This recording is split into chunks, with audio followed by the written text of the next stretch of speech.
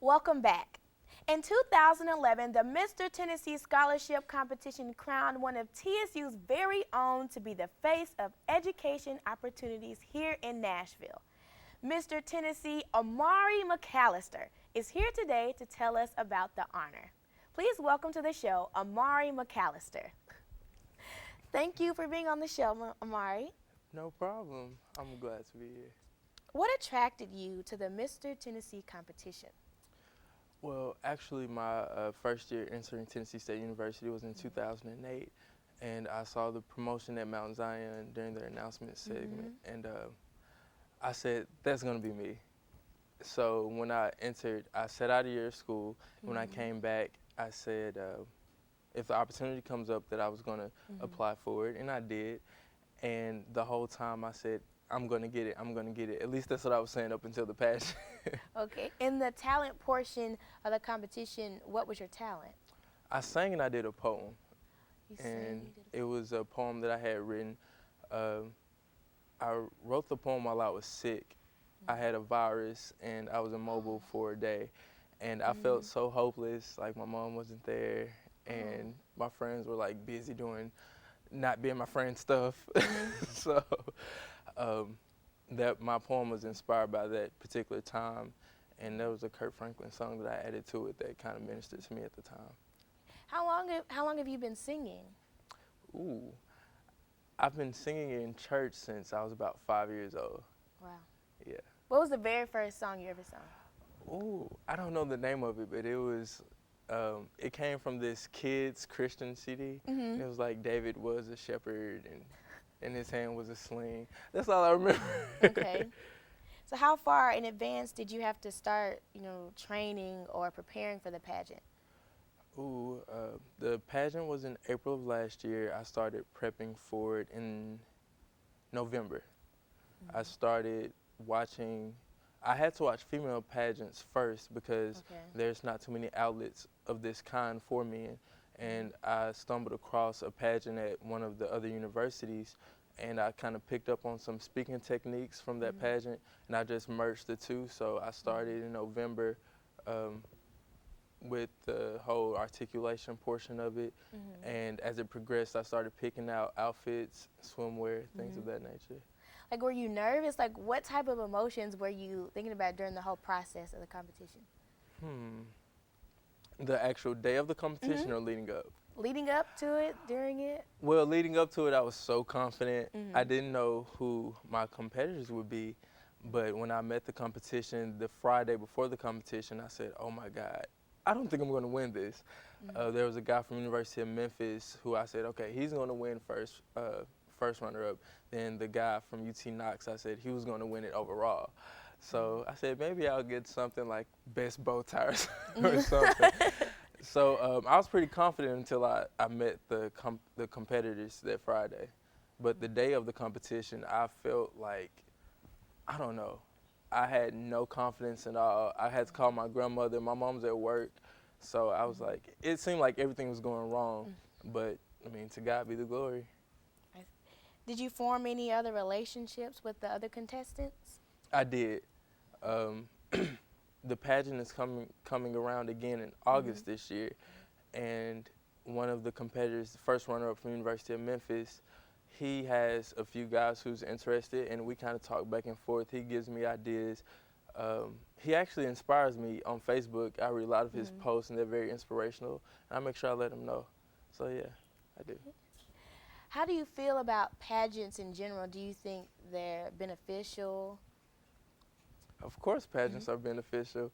It gives, especially for young men, and I hate that there's not too many outlets for young men to do these types of things, because it gives you an opportunity to display not just your talents, but someone who's upright and morally standing, and it gives you a chance to display who you are as an individual and kind of what sets you apart from, the societal norms. What were you like growing up? A loser. Shy. A loser. Like right now I'm wearing Ray-Bans, but I had on these like big bifocals with the little, I don't know what it's called, but they were big thick Coke bottle. I was 4 eyes. I was always watching TV like this. Aw. So I was kind of the loser. Not the loser. That's kind of exaggerating. You're saying you're more shy, timid. I wasn't shy. I was never shy. I can never remember a part of my life where I was shy per se. But I was always outgoing. I was always into music. I was always interested in instruments. My first instrument was the violin. Oh, I okay. played the violin from 3rd to 4th grade. Then I switched to saxophone in middle school because they didn't have a strings program. And I played saxophone up until my 11th grade year of high school. What are a few goals that you're still trying to accomplish? I make it a personal goal to be better than the person I was yesterday. There, of course, as a person, you have your weaknesses. I want to bring my weaknesses up to a point to where they're not, I know they can't be full strengths, but at least something I could pull on when I need them. I try to be an overall, upstanding citizen. I try to treat people as fairly as possible. So in that personal respect, I try to do the best I can. And personal goals as far as, I guess, career-wise, I really want to go to UCLA. I don't want to start working until I get my PhD. Right. So hopefully I can get in UCLA or UC San Francisco, write a book, possibly, urban, contemporary fiction. Okay, well, thank you so much for being with us on the show, and I wish you the best in your future endeavors. Thank you so much. Before closing out the eye, we would like to take a moment and recognize some of the music's most legendary icons who, unfortunately, said goodbye to us at the beginning of 2012. Soul Train founder and music industry legend Dawn Cornelius. The woman with a voice of an angel who was responsible for the hit I Will Always Love You.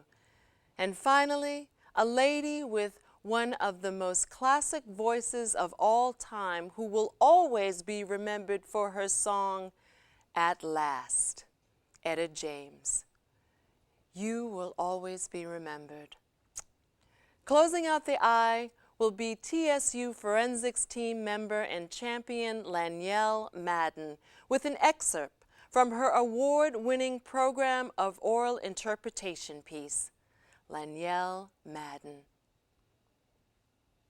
Self-conscious emotions, such as embarrassment and pride, are emotions that relate to our sense of self and how others react to us. In fact, our everyday lives are often infused with reactions from others that give us strong feelings of mastery and achievement or frustration and failure. So much so that some scholars argue that we are always in some state of embarrassment and pride. Yet, exposing oneself to constant embarrassment at the hands of others, such as our family for instance, strongly correlates with our love for that family member and the desire of transformation for that person.